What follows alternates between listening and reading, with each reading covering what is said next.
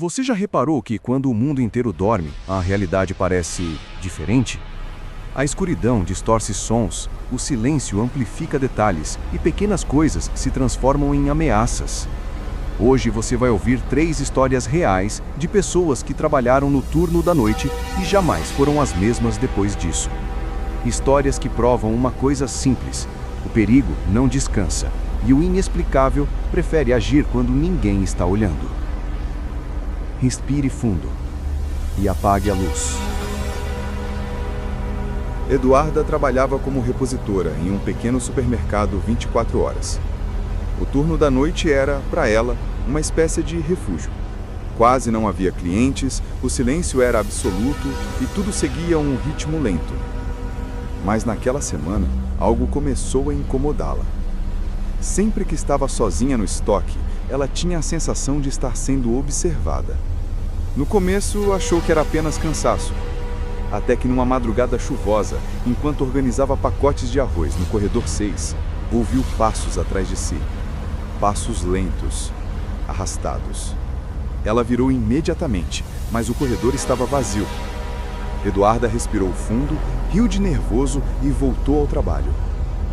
Mas então, os passos surgiram de novo, dessa vez mais rápidos. E novamente, nada. O que fez sua pele se arrepiar de verdade foi o que aconteceu minutos depois. Câmeras do mercado mostraram que ninguém havia passado pelos sensores de entrada havia quase 2 horas. Era impossível que um cliente estivesse ali. Quando ela relatou isso ao segurança, ele apenas encarou o monitor e perguntou: "Foi no corredor 6? "Sim, por quê?" "Você não quer saber." Mas ela insistiu. Foi então que o segurança contou sobre uma mulher que costumava frequentar o mercado anos atrás. Ia sempre tarde da noite, sempre para o corredor 6, e sempre comprava exatamente os mesmos itens: arroz e vela branca. Um dia, foi encontrada morta em casa, ainda segurando uma sacola do mercado. Desde então, relatos de passos e sussurros naquele corredor se tornaram frequentes. Eduarda, já desconfortável, decidiu acompanhar o segurança até a sala de vigilância para ver as gravações daquela madrugada. E foi ali, naquele monitor antigo, que ela viu. Enquanto ela colocava os pacotes na prateleira, uma figura feminina, pálida e curvada, surgia lentamente atrás dela, mas desaparecia no instante em que Eduarda virava, como uma sombra que só existe quando você não está olhando.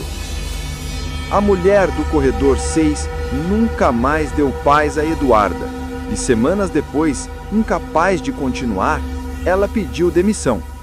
Mas até hoje, funcionários dizem ouvir passos arrastados e ver uma silhueta feminina parada exatamente onde Eduarda trabalhava. Rafael era motorista de ambulância. O plantão da noite sempre o deixava inquieto, mas havia aprendido a lidar com o silêncio das madrugadas vazias. Porém, naquela noite em específico, o silêncio parecia mais pesado do que o normal. Ele e a equipe estavam estacionados perto de um posto de gasolina desativado, aguardando chamados. Era quase 3 da manhã quando o rádio da ambulância chiou. Nada incomum, interferências aconteciam o tempo todo. Mas dessa vez não era apenas estática. Uma voz surgiu, fraca, rasgada, quase como se viesse de muito longe. "Eu preciso de ajuda." Rafael ajustou o volume. A voz repetiu: "Alguém, por favor." O protocolo era claro. Toda chamada deveria ser identificada com código e localização. Mas a transmissão estava incompleta, repetindo apenas a mesma frase. O operador da central negou ter enviado qualquer chamado. Não havia ninguém usando aquela frequência. Mesmo assim, a voz continuava. Sempre a mesma frase, sempre com o mesmo desespero. A equipe decidiu seguir pelo bairro caso fosse algum pedido real vindo de equipamento defeituoso.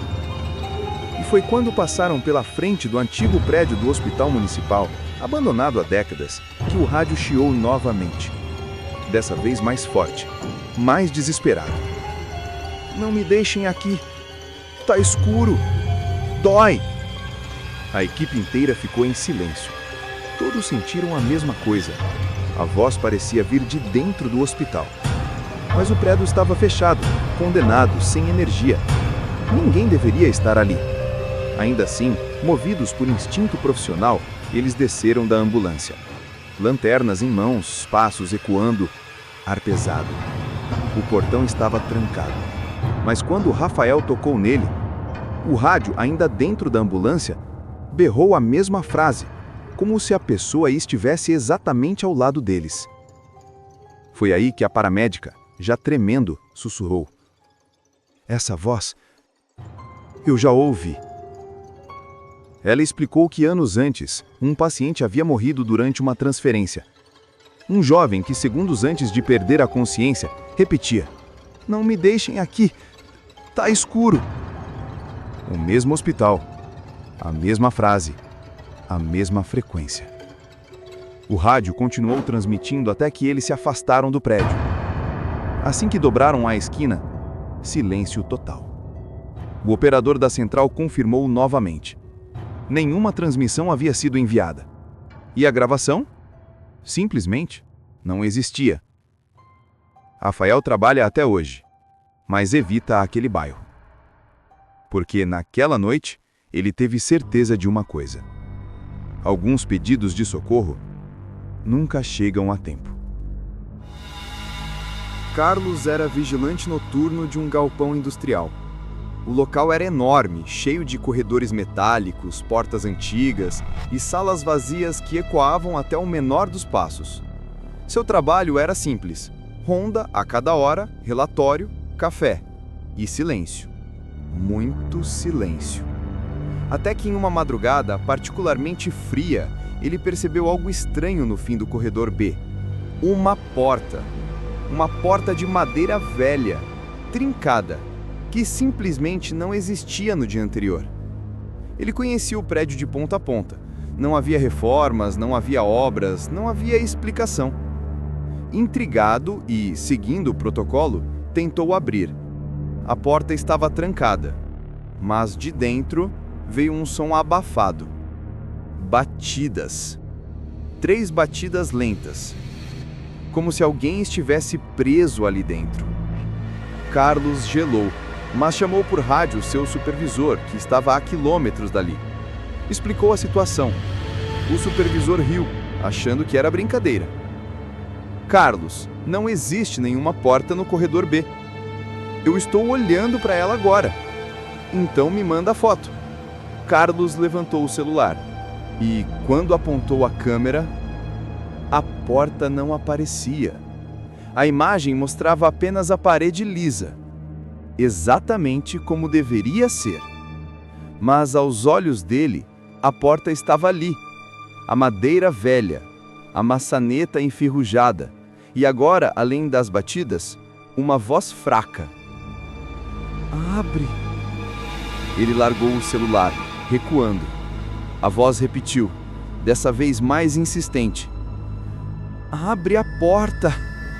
Carlos correu. Correu como nunca correu na vida. Trancou-se na guarita com as mãos tremendo, esperando o fim do turno. Quando o sol finalmente nasceu, chamou colegas para mostrar a tal porta. E ao voltar ao corredor, nada. Parede lisa. Como se nada tivesse acontecido.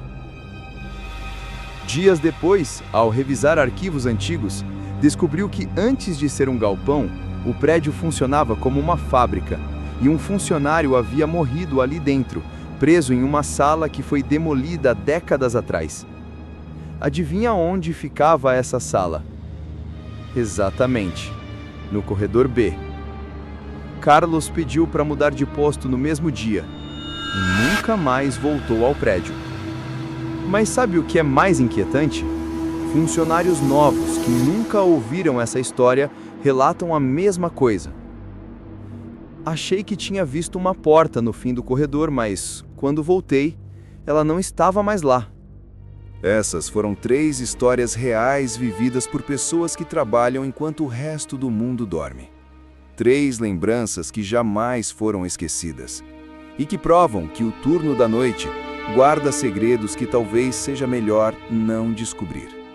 Se você gosta desse tipo de conteúdo, curta o vídeo, se inscreva no canal e ative o sininho para não perder as próximas histórias. E claro, se quiser continuar mergulhando no terror comigo, clique no vídeo que está aparecendo aqui do lado. Obrigado por assistir e até a próxima madrugada.